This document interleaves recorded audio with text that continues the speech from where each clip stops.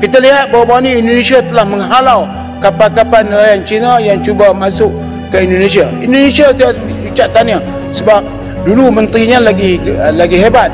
Halo guys, jumpa lagi guys. Kali ini guys, kembali kita akan mereaksi satu video miliknya Doan Dreyer. Malaysia mulai sadar kalau Indonesia bukan negara pengecut seperti negaranya. Seperti apa videonya ini guys ya, langsung saja kita tonton videonya. Namun sebelum lanjut guys, jangan lupa ya teman-teman nanti kunjungi channel Doan Dreyer ya. Linknya saya taruh di deskripsi. Dan pastinya teman-teman jangan lupa ya di subscribe ya. Oke, langsung kita tonton videonya.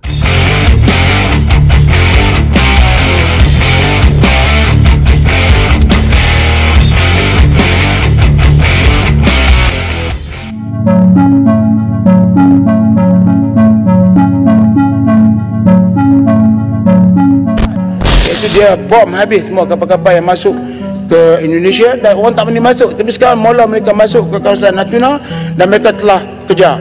Indonesia nombor 1, kita sekarang terkebawah. Di tahun 70-an kita berada teratas.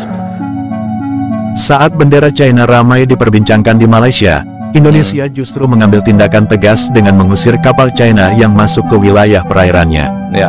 Tindakan cepat ini menunjukkan ketegasan Indonesia dalam menjaga kedaulatan wilayahnya dan mendapat sorotan positif di kawasan. Hal ini membuat sebagian masyarakat Malaysia menyadari pentingnya kehadiran Indonesia sebagai kekuatan yang berperan dalam menjaga stabilitas di Asia Tenggara.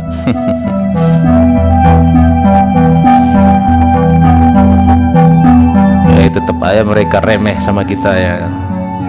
Padahal kita ini, kekuatan kita ini bahaya. Saya dah sebut dan Yang Berhormat telah bagi jawapan, tapi saya tak dapat jawapan yang terang, iaitu Timbalan Menteri daripada Alor Gajah ni berkata bahawa Laut Cina Selatan selamat, terkawal dan terbuka. Tak faham.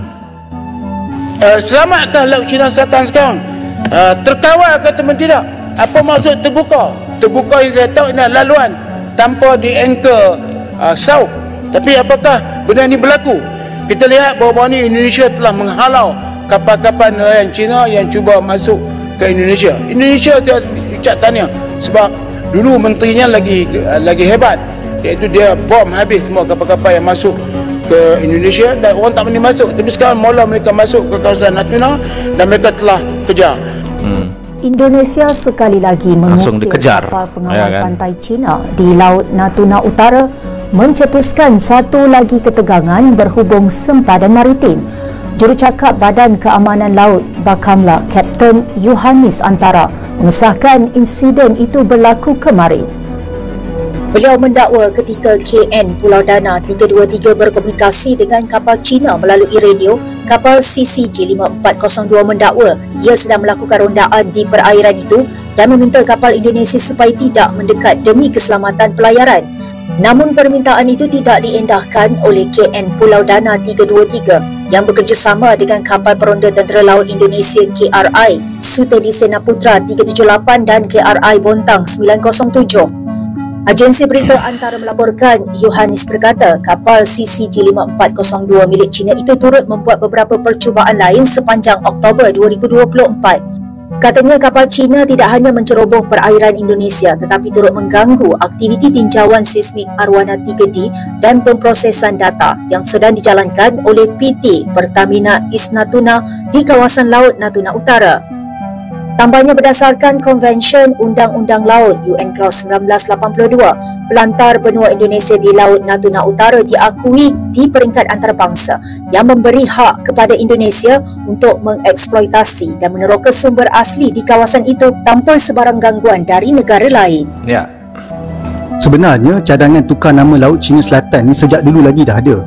Dan saya puji Ahli Parlimen Tumpat YB Mumtaz yang bawa cadangan ini ke dalam Dewan Rakyat. Saya setuju untuk kita tukar saja nama Laut Cina Selatan kepada Laut Malaysia. Bukan jadi isu pun. Walaupun kita tukar nama Laut Cina Selatan kepada Laut Malaysia contohnya, belum tentu ianya diiktiraf oleh dunia. Bahkan negara Cina pun tak kisah. Tapi penukaran nama ni sebagai antara cara kita melawan tuntutan Cina. Bertegas dengan perairan kita, tunjuk yang kita ni juga berani melawan. Korang berani ya?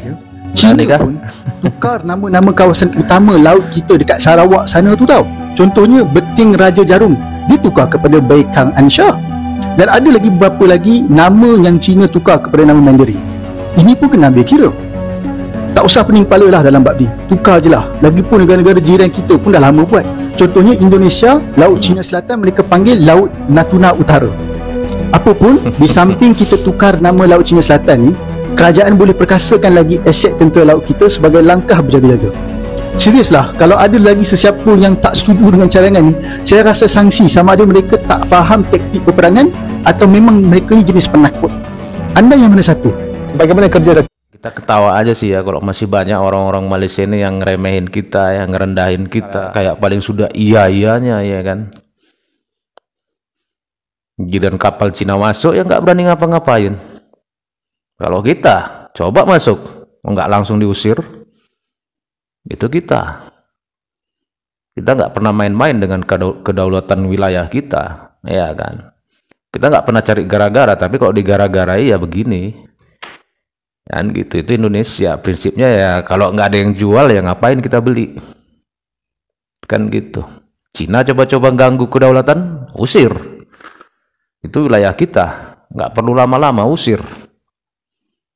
Konteks ASEAN dan pertahanan untuk kita melihat kepada isu di Laut Cina Selatan itu, Doktor? Kawasan ekonomi eksklusif yang kita terokar selama ini di kalangan negara-negara ASEAN itu sendiri, betul-betul kita nak berhadapan dengan kemarahan China. Jadi dalam aspek ini, kepakaran yang dipunyai oleh Bapa Presiden Prabowo ini yang merupakan individu ketiga yang pernah terlibat dalam aspek ketenteraan ni, termasuklah juga beliau pernah menjadi Menteri Pertahanan. Kalau kita lihat dulu, dia ada merupakan pesaing kepada Presiden Jokowi itu sendiri, tetapi selepas selesai pilihan raya ini, yang bagusnya mengenai politik Indonesia ini, apabila beliau, walaupun beliau tewas dalam pemilihan yang sebelum ini, tetapi beliau tetap menerima jawatan apabila dilantik oleh Presiden Jokowi yang sebelum ini sebagai Menteri Pertahanan. Bahasanya ya, kalah tewas. Tersebut. Ini menunjukkan satu keadaan harmoni, keamanan yang baik dalam politik Indonesia itu sendiri. Apabila orang yang bertembung dalam pilihan raya akhirnya boleh bersama-sama duduk dalam kabinet.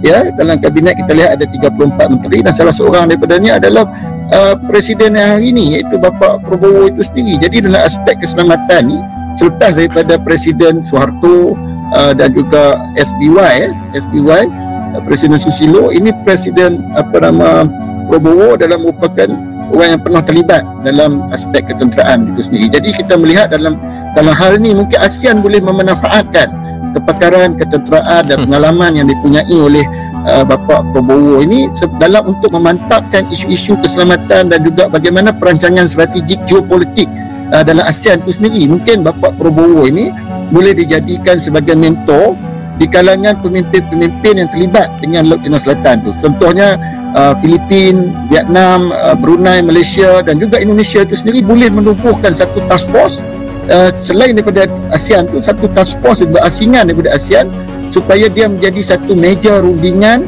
untuk membolehkan apa plan tindakan yang boleh dilakukan oleh negara-negara ASEAN yang mempunyai sempadan dan kepentingan berpotensi tinggi mengenai Laut Cina Selatan itu sendiri. Jadi dia kena ada satu caucus, satu komiti, satu jawatan kuasa, task force yang mungkin Bapa Prabowo boleh mencadangkan sesuatu perkara yang melibatkan kesemua negara yang terlibat dengan masalah ataupun konflik yang melibatkan hubungan Malaysia-China mengenai Laut Cina Selatan, keselamatan. Kedudukan laut, udara dan sebagainya di Asia Tenggara, kita berada di tempat yang paling bawah. Vietnam jauh ke hadapan, Indonesia nombor 1, kita sekarang terkebawah. Di tahun 70-an kita berada teratas. Malu kita kalau pergi peringkat antarabangsa sekarang. Tapi saya akan berusaha menjadikan Malaysia great again, akan jadi nombor 1 semula. Terima kasih. Langkah Indonesia ini sekaligus menjadi contoh bagi negara-negara di kawasan tentang pentingnya menjaga kedaulatan dengan tindakan tegas, serta memperkuat posisi Indonesia sebagai negara berpengaruh di ASEAN. Ya. Pengamat Malaysia itu yang mengatakan berharap ya bahwa Bapak Prabowo itu berperan aktif ya untuk masalah kawasan ini ya di Laut Cina Selatan ya. Tanpa diminta pun pastinya Indonesia akan berperan aktif, apalagi Bapak Prabowo. Nggak mungkin dia membiarkan ya wilayahnya, kedaulatannya diganggu oleh negara lain. Gak akan mungkin itu.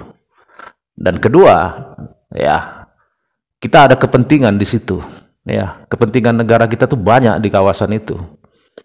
Jadi tanpa diminta pun pasti Indonesia akan berperan aktif untuk masalah itu. Dan di sini ya bedanya juga kan antara kita dengan negara-negara lain di sana, terutama dengan Malaysia ini yang sebenarnya selalu gembar-gembor diri mereka ini hebat di dunia. Ya, giliran ada kapal masuk apa yang mereka lakukan? Gak ada. Paling berdiplomasi aja. Kalau kita ada kapal masuk, usir. Jangan lama-lama di kawasan kita, jangan lama-lama di wilayah kedaulatan kita. Ngapain mikir-mikir panjang, langsung suruh keluar. Itu kita. Ya, seperti yang saya bilang tadi, kita ini bangsa pejuang, kita ini bukan bangsa pengecut. Kita nggak pernah cari gara-gara, tapi kalau digara-garai ya siap. Jadi sekali lagi guys, gak habis-habis saya akan mengatakan ini guys ya, jangan pernah minder, jangan pernah rendah diri kalau negara kita selalu direndahkan, ya, terutama oleh Malaysia ataupun siapa negara yang manapun yang meremehkan kita. Jangan pernah kita minder. Kita ini bangsa hebat, kita ini bangsa kuat, bangsa besar. Banggalah jadi orang Indonesia, ya. Oke guys ya, sampai di sini dulu videonya. Kalau menurut teman-teman seperti apa nih? Kasih komentar ya, dan terima kasih teman-teman sudah menonton. Sampai ketemu lagi di video-video selanjutnya. Tetap semangat, salam sukses buat kita semua.